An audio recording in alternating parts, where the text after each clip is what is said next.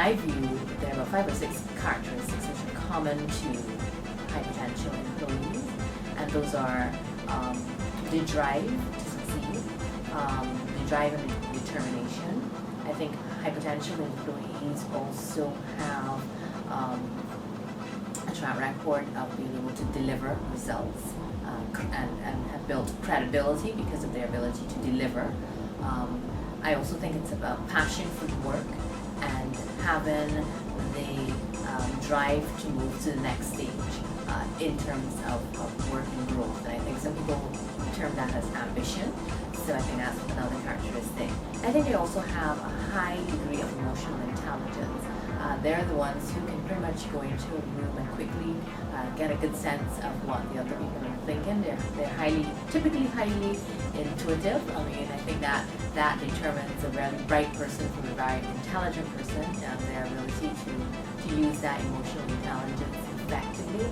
And finally, I think they have a capacity to learn and an ability to assimilate information very quickly and to put it to use in the best way that they think is possible. So, in my view, those are the characteristics that are common to high potential.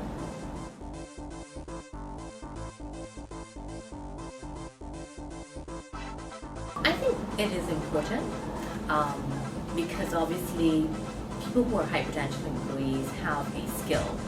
They quickly develop expertise very early on in their career, and they build on that expertise. So I think having a strong academic background or some sort of qualification is important, but I think the other characteristics are more important. Having the ability to be focused, to work really hard, to be ambitious, to have that entrepreneurial spirit, where you're not afraid to take challenges, you're not afraid to say I'm an accountant, but I don't mind try working in the marketing department for a little while.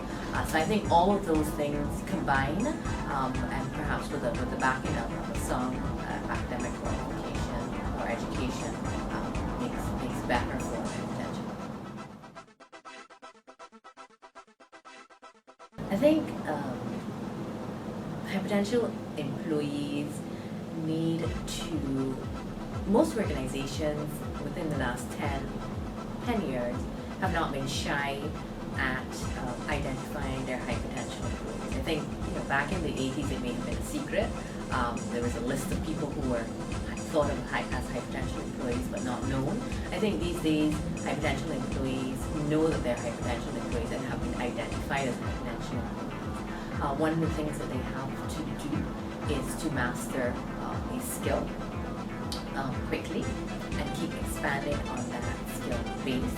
I think they have to demonstrate it's not only about the skill, but it's about attitude. And I think attitude is very important for high potential employees. So they have to be risk agile and they have to have the right attitude. And I think they really, really have to continue to build and master the skill set that they come in on. To the extent that I think being a high potential employee, being identified as a high potential employee is very demanding and calls for sacrifices, personal sacrifices at times. So to that extent, perhaps, but I think generally speaking, one's personal circumstances, married, unmarried, children, not children, should not come into play, but it is going to be your decision to make the sacrifices that are sometimes required of high potential employees to keep on high potential on track.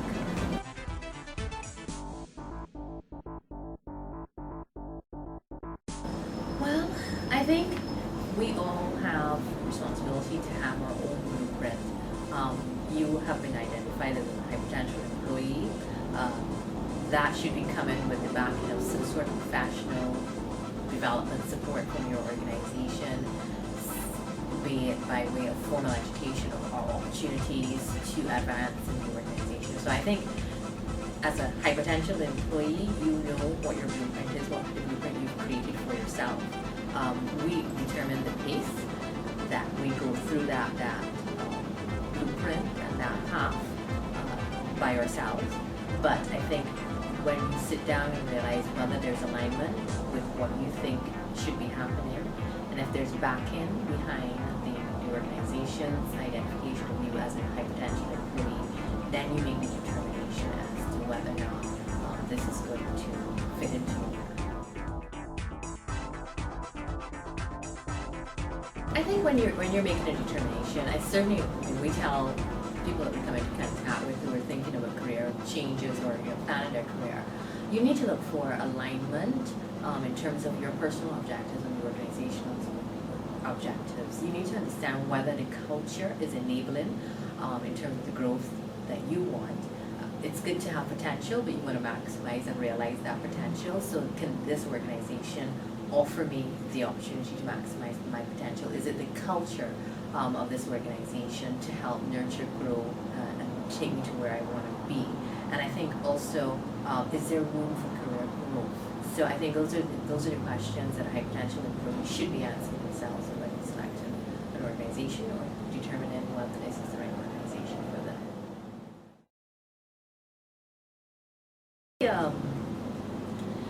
We obviously use every medium, every tool or weapon in our arsenal to get good employees. We typically would go, high potential employees are known in a small business community. High potential employees and high performing employees are not hard to find.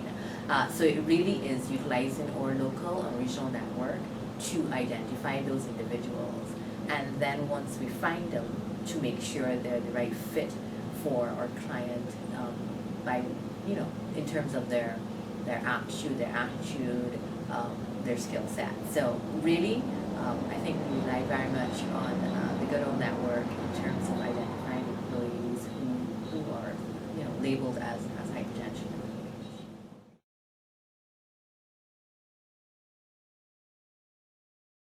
I think so. I think that yes, you could be bright, you could be ambitious. Yes, you want to go places, but the reality is, if nobody else thinks so. Exactly. Nobody else thinks. I mean, there are the few that we could look to in history and say, well, this person knew that they were smart, and despite what everybody else told them, they made it through. But typically, I think, just like it takes a village to raise a child, high potential employees tend to have strong mentors, and they tend to have people in organizations that help them navigate their way through the path or the maze that is called the rat race. I think early on in a person's career, they have to master a skill. I mean, seriously master a technical skill to be noticed very early in their career. I also think it's more than one. So I think they also have to have a high degree of risk agility. In other words, they're willing to push the envelope and they're willing to take chances. Balance, of course, with some emotional intelligence. We're not telling all of the accountants to switch to marketing, but I think they have to be flexible and very open to new opportunities. And those would be the few things that I think very early in your career you have to be demonstrating.